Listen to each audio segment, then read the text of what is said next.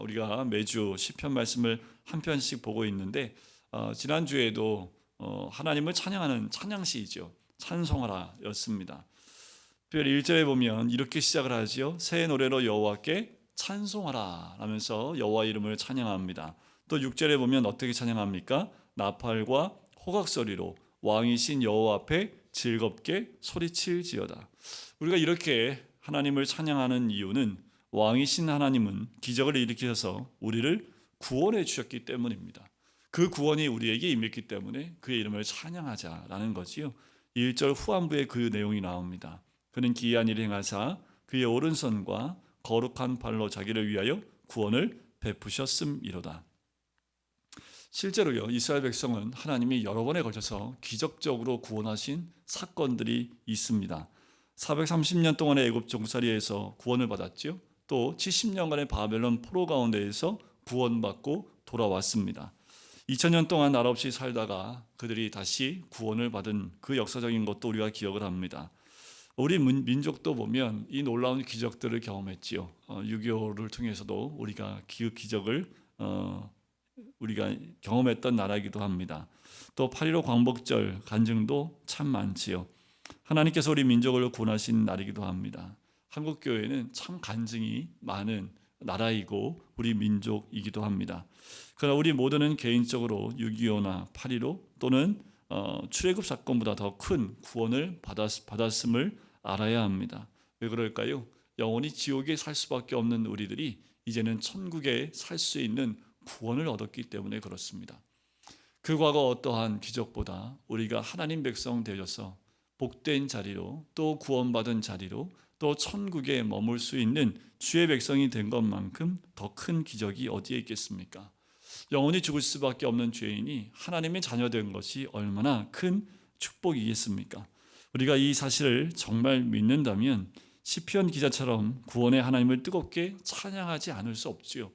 오늘 본문에 보면 특별히 4절부터 8절까지의 내용을 보면 어떻게 찬양하는지 그 내용이 쫙 나옵니다. 우리가 그냥 읽기만 했지만 오늘 이 98편에 나오는 특별히 4절부터 8절까지 나와 있는 그 모습을 보면 한 사람도 가만히 있지 않은 모습입니다.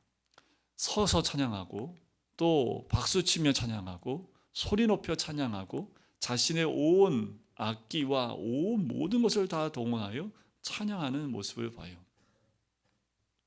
구원의 이 즐거움과 찬양이 바로 여기에 나와 있는 4절부터 8절까지 나와 있는 그 분위기입니다. 이 즐거움으로 성도는 시련과 시험이 많은 세상을 이기며 사는 거지요. 여러분들 우리 안에 이런 기쁨이, 이 즐거움이, 이 찬양이 살아있을 때에 우리의 삶 가운데 오는 어떤 고난 가운데에도 우리는 그 고난을 이겨낼 수 있는 그 힘이 바로 이 찬양 가운데 있는 줄 믿습니다. 여러분에게 이런 벅찬 감동이나 찬양이 또 혹시나 잊고 있는 것은 아닙니까? 해리 아이온 사이드라는 박사가 있는데요. 이 사람이 공개적으로 무신론자와 공개 토론했던 사건이 있습니다. 그 가운데 이 박사가 한 가지 제안을 합니다. 무슨 제안을 하냐 하면 당신은 무신론을 믿고 변화된 삶을 사는 증인이 있다면 두 사람만 데리고 오시오. 대신 나는 100명을 데려오겠습니다. 그 증인들을 데려다 놓고 이야기합시다 라고 얘기했대요. 그때 이제 2명을 데리고 와야 되는데 이 무신론자가 그 말을 듣고 다음에 나타나지 않았답니다. 이 예화를 보면 참 감사하지요. 예수 믿고 그렇게 변화된 사람이 100명뿐이겠습니까? 더 많겠지요. 하나님의 살아계심을 또 볼 수 있지요. 그런데 여러분, 만약에 우리가 이 박사였다면 내 주위에 변화된 100명을 내가 데리고 나가겠습니다 했을 때 여러분들 100명이 있겠습니까? 여러분들 주변에 이렇게 한번 손꼽아 보시면 100명이 되세요. 여러분, 제가 구원의 즐거움으로 사는 증인이요 할 수 있겠습니까? 우리 중에 몇 사람이 그 증인된 삶으로 산다라고 우리가 고백할 수 있을까요? 구원은 바른 것 같은데 구원의 즐거움이 없는 이들이 있지요. 그러면 자신이 천국과 지옥을 정말 믿는지 돌아봐야 합니다. 우리가 지옥 백성이 아니라 천국 백성임에 대해서 그렇게 기뻐하지 못하고 있다면 정말 우리가 그 천국과 지옥을 믿고 있는지를 돌이켜볼 필요가 있지요. 우리 총신대 총장까지 하셨던 한 신학 박사님이 계신데 그분이 쓴 책 가운데 내가 본 지옥과 천국이라는 책이 있습니다. 여러분들 저는 읽어봤고요. 그분이 그 책을 쓰고 난 다음에 이단 시비가 참 많이 붙었습니다. 왜냐하면 너무 생생하게 천국과 지옥을 묘사하고 있기 때문에 그래요. 한 큰 교회 딸인데 이 책을 읽었나 봐요. 근데 이제 아빠하고 대화를 하는데 그 따님이 이렇게 얘기를 했대요. 큰 충격을 받았는데 뭐냐 하면 천국의 제일 좋은 곳, 그곳이 어디일까요? 하나님과 가장 가까이 있는 곳입니다. 그곳에는 순교자가 있었다고 적혀져 있습니다. 그런데 지옥에도 단계가 있는데 지옥의 첫 번째 층에 있는 사람들이 누구냐면 큰 교회 담임 목사, 유명한 목사님들이 있었다는 내용이 적혀 있습니다. 근데 이제 자기 아버지가 큰 교회 목사니까 물어본 거예요. 큰 교회 목사, 유명한 목사가 지옥의 첫 번째 단계에 다 있다고 하는데 어떻게 해요? 그랬더니 이제 아버지가 뭐라고 얘기를 하겠습니까? 이 큰 교회 목사님인데 뭐라고 대답을 해주긴 해줘야겠는데 뭐 대답을 해도 그때 그 분위기는 이 딸이 오히려 아버지를 위로하는 말을 했다고 얘기를 해요. 이 책을 쓰신 분은 그 유명한 신목사님인데 이 총신대에서도 유명한 박사이십니다. 그런데 이분이 이 책을 썼어요. 그러니까 이 책을 쓰게 된 이유가 뭐냐면 어느 날 장모님이 물었대요. 천국은 정말 있는가? 나 갈 수 있을까? 라고 장모님이 물었대요. 그런데 이분이 신학 박사여서 여러 가지 이야기를 할 수 있지만 그 연세가 많은 장모님에게 뭐라 말할 수 있을까? 그 고민한 끝에 하나님께 금식을 하면서 기도를 했답니다. 천국을 보여달라고. 천국을 보는 체험을 그래서 했다라는 거지요. 그리고 이분이 은퇴한 후에 선교지에 나가서 사역을 하고 있다고 합니다. 자, 기자 한 분이요, 이 목사님 만날 기회가 있어서 물었답니다. 천국과 지옥을 정말 보셨습니까? 했더니 목사님이 그 기자의 눈을 지그시 응시하면서 말했답니다. 내가 천국과 지옥을 안 봤으면 선교지에 갈 위인이 못 되는 사람입니다. 중요한 것은 정말 천국이 있음을 믿게 되면 인생이 바뀐다라는 거예요. 이 신학자이셨던 이 교수님도 천국과 지옥을 진짜 봤는지는 이분은 보셨다고 하지만 뭐 증명할 방법은 없지요. 하지만 이분의 그 삶이나 모습을 보면 정말 천국 보신 것 같아요. 근데 정말 천국이 있다면, 그리고 우리가 천국 백성이라는 것을 정말 믿는다면 우리의 인생이 바뀌지 않겠습니까? 홍정길 목사님도 그런 얘기를 하셨대요. 요새 목사들이 천국을 안 믿는 것 같다고. 요새 젊은 목사들이 천국을 정말 믿지 않는 것 같다고. 우리의 신앙 가운데 가장 중요한 신앙은 예수 믿고 천국 가는 거 아니겠냐고. 그런데 이 믿음이 없으니 그렇게 확신 있게 복음도 전하지 못하고 있는 것 아닌가라고 마음 가운데 또 가슴을 치면서 이야기하셨다고 얘기를 해요. 어떻게 천국이 있는데 그렇게 살 수 있는지, 목사들이 예수 안 믿고 천국 안 믿는 시대인 것 같다고 천국에 대한 믿음을 놓치면 안 된다고 은퇴하신 홍정길 목사님이 한 기자와 인터뷰하면서 했던 내용이기도 합니다. 예수 믿으면 천국 간다는 그 믿는 것, 참 저도 이렇게만 전하는 것이 진짜 복음일까? 라고 말씀을 드리기도 있지만 정말 이것이 진짜 믿음이라면 이것도 가장 중요한 믿음입니다. 확신해서 우리 삶과 삶의 분위기가 달라지기 때문에 그래요. 우리가 정말 예수 믿고 천국 백성이 되었다면 우리의 삶과 또 우리의 고백들이 달라지지 않겠습니까? 감리교가 처음에 생겼을 때 감리교의 특징 가운데 하나가 이거였답니다. 찬송을 많이 부르는 그런 그런 교회였답니다. 그래서 너무 찬송을 많이 부른다고 그렇게 말을 많이 하니까 요한 웨슬레가 이렇게 대답을 했대요. 힘차게 노래하라. 용기 있게 노래하라. 반쯤 죽은 듯 반쯤 자는 듯 찬양하지 말라.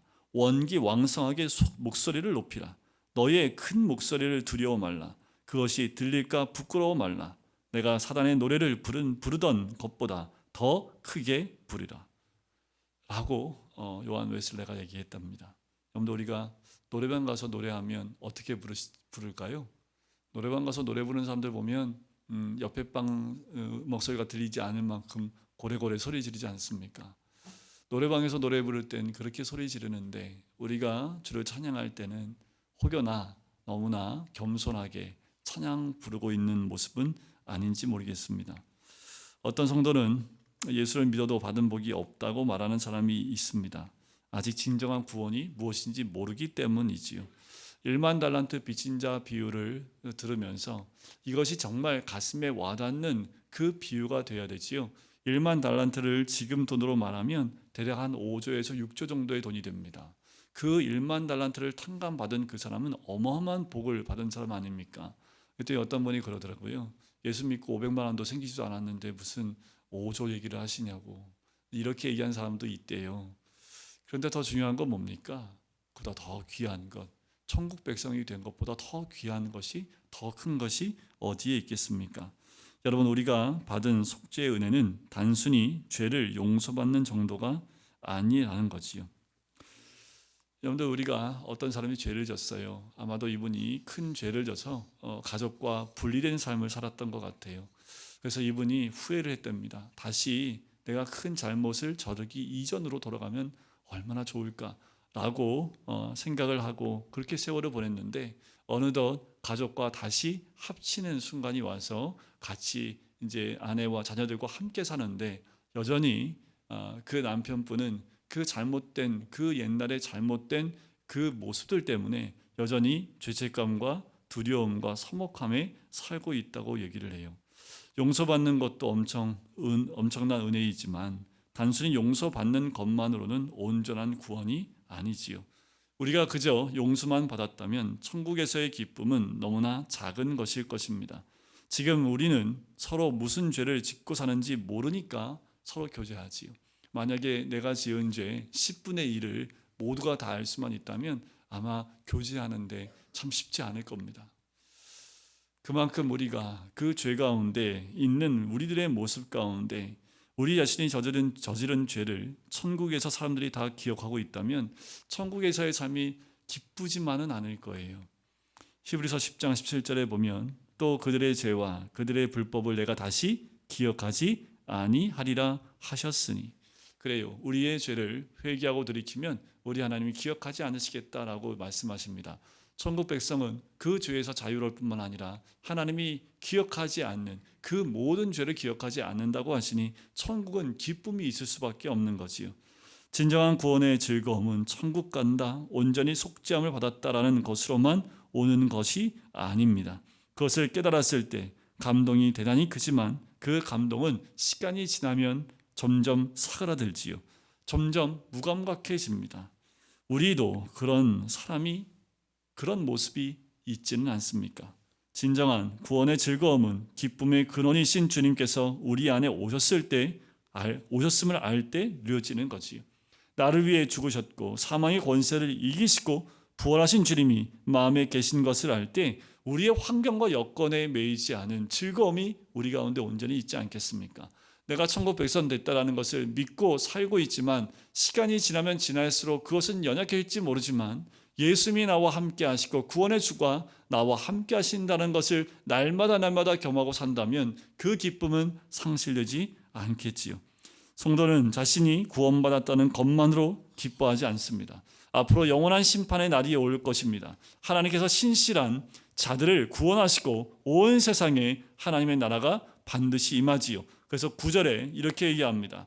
그가 땅을 심판하러 임하실 것이미로다.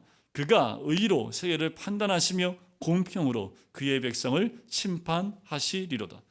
하지만 여전히 구원받지 못한 수많은 사람들이 있습니다.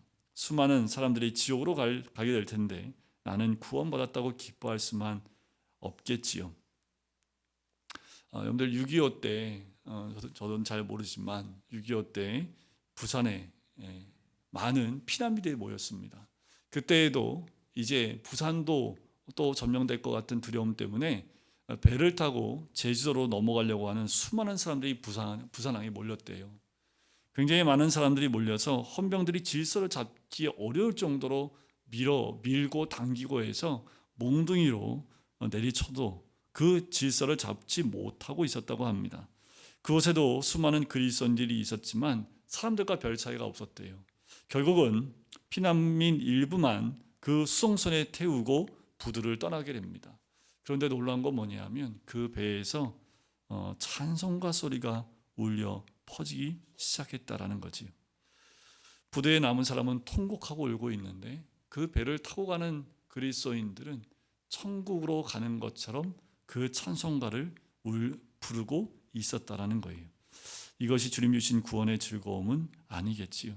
주님을 바라보는 사람이라면 결코 이렇게 할 수 없지요. 이런 식으로 나는 구원받았다, 나는 천국 간다고 하니까 사람들이 우리를, 그리스도인들을 보고 화를 내는 것 아닐까요? 유튜브에 보면 아주 유명한 그 감동 스토리가 있습니다.